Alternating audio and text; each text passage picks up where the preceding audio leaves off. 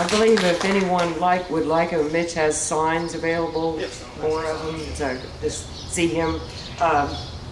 Jim Mullen, would you like to say a few words now? Okay.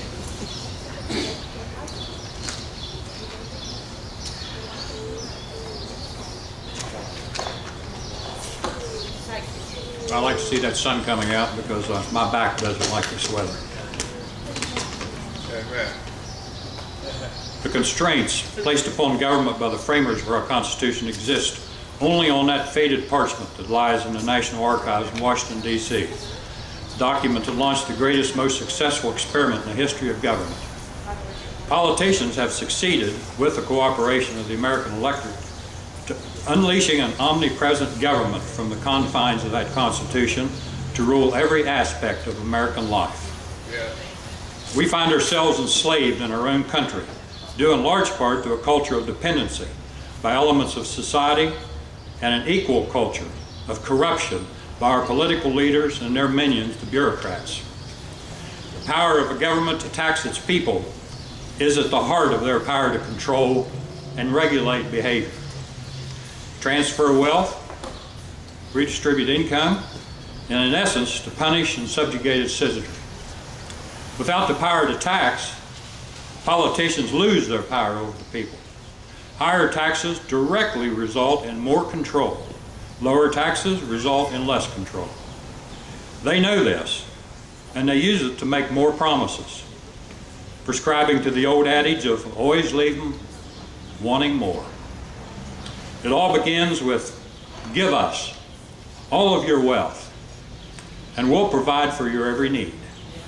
Therefore, the simple secret of lowering taxes is to reduce spending by demanding government stay out of our lives.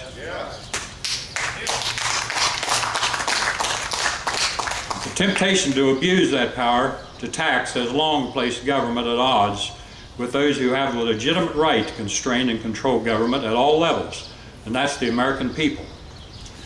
The dividing of citizens into certain classes to call the successful from the herd has long been a winning strategy for government to quench their unending thirst for the funding necessary to fulfill politicians' promises of something for nothing. The federal government carefully selects and then excludes enough voters from paying income tax, for example, as a means to buy votes and votes to continue their redistributive socialistic change. Taxes should always be set to the lowest rate required to maintain constitutionally mandated and allowable services by the government. Politicians have corrupted the original intent of taxes and used tax law to penalize success, reward mediocrity, pick winners and losers, and grow the size of government. They become more and more imaginative, cunning, and deceitful in their hunger for the fuel to run their ego machines. In 1913, the 16th Amendment of the Constitution made the federal income tax a permanent fixture in the United States tax system. The amendment gave Congress legal authority to tax income and resulted in a revenue law that taxed incomes of both individuals and corporations. The withholding tax on wages was introduced in 1943. That, my friends, was the year the federal government got its greedy hands around our throats and bureaucrats got into the pocket of every American. Yes. It is today a behemoth with tax laws so huge and convoluted that no one, not even the IRS employees, understands them. And just to hire enough experts to try for compliance costs billions of dollars every year.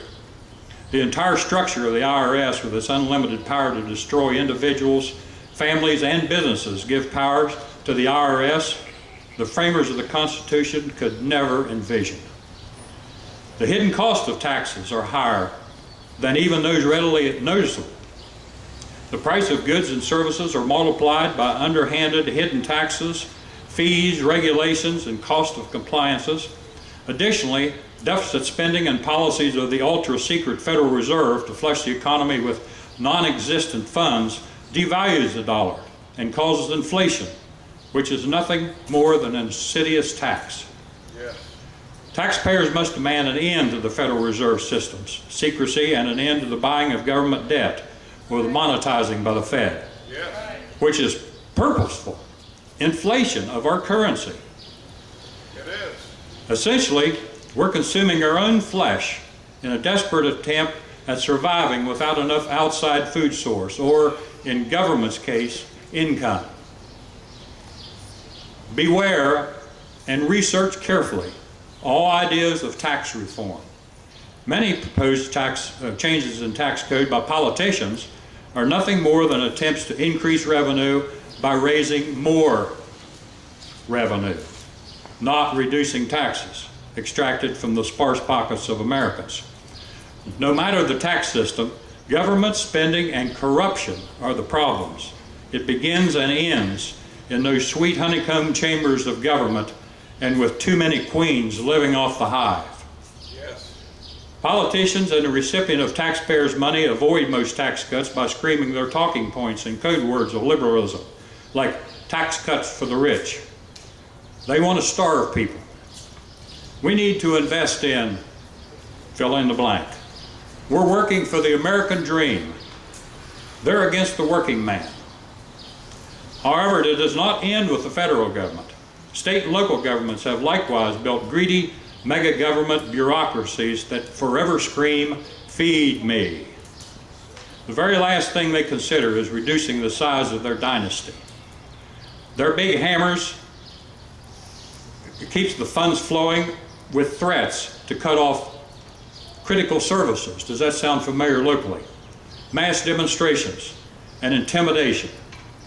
Government's natural default response is always to raise taxes or borrow money, never to cut spending.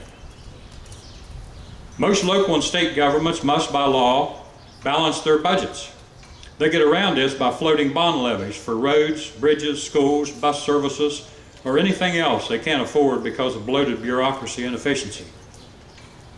When government asks for your support on bond levies, ask yourself, is this something I believe is a good expenditure? Is it necessary, or is it a luxury? Then vote accordingly. Remember, every bond levy is a new credit card open with your name on it. We must pay it back with interest. Sooner or later, taxes will rise or other services will be forfeited to pay the bill. When they tell you everybody wins and it'll cost nothing, they're lying.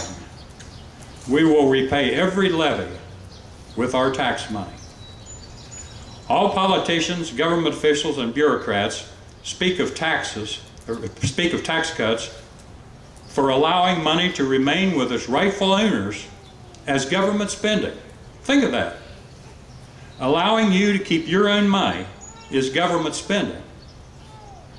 The arrogance is universal in all progressive liberal circles and accepted by many in the conservative political arena as well.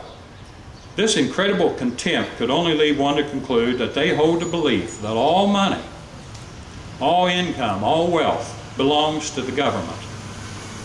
And they're nice enough to allow us to keep the portion they deem is sufficient, so quit whining. That's right. By eliminating politicians' spending, we regain our financial independence, reduce taxes to a level required to operate essential government in our constitutional republic, and empower Americans to reassert and reclaim their independence from tyranny.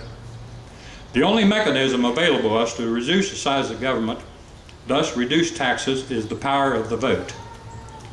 This 2012 election will be our last chance to reverse the deadly course in which our country is headed. That's right.